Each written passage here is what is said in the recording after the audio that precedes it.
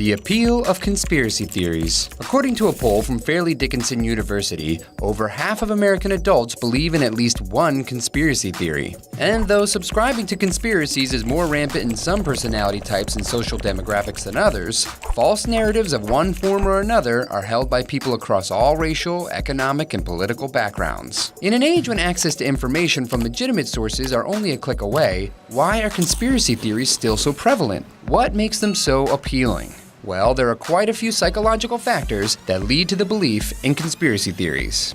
In the game of survival, the human mind has become hardwired to believe in intentional causality. If you hear a rustling noise in the bushes, it's a safer bet to believe that it's a threat rather than presume it's just the wind. Dismissing the noise may lead to danger, but believing that there is a threat means you'll take action to avoid harm, regardless if there's something actually there. So in some ways, we have evolved to err on the side of paranoid belief. Another major factor is human beings' superior pattern processing. As a species, one of our greatest strengths is our ability to find meaningful patterns in the world around us and to make causal inferences. Pattern processing is at the heart of our ability to use language, understand and navigate our environment, and project future outcomes. But identifying patterns is an automatic process of the mind, and therefore can lead to the formulation of false patterns. This is the reason we see faces in inanimate objects, create relationships between events that are really just coincidence, and is a contributing factor to why we believe in conspiracy theories.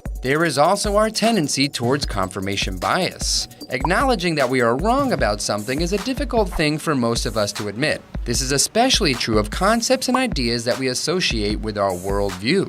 These are ideas that we strongly connect with, and admitting that they are incorrect can feel like we are admitting that there is something wrong with us personally. This leads us to give more weight to evidence that supports what we already believe, and ignore evidence that contradicts those beliefs.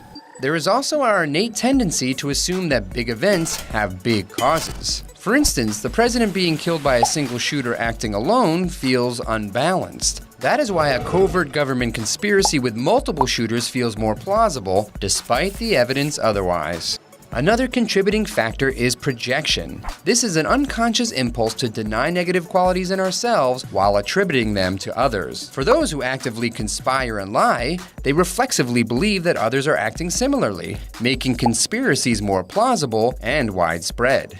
In general, people don't resort to lying unless they feel weak or powerless, which brings us to our last conspiracy generator. All of these factors become more exacerbated at times when we feel powerless or when our lives and the world around us seem out of control. Fear jumpstarts our amygdala and directs our brain to assess the situation, take stock of the patterns around us, and seek out a remedy. We are desperately looking for a way to restore our sense of agency, and we'll convince ourselves we know what is going on, even if that means reassuring ourselves with a narrative that has no basis in fact.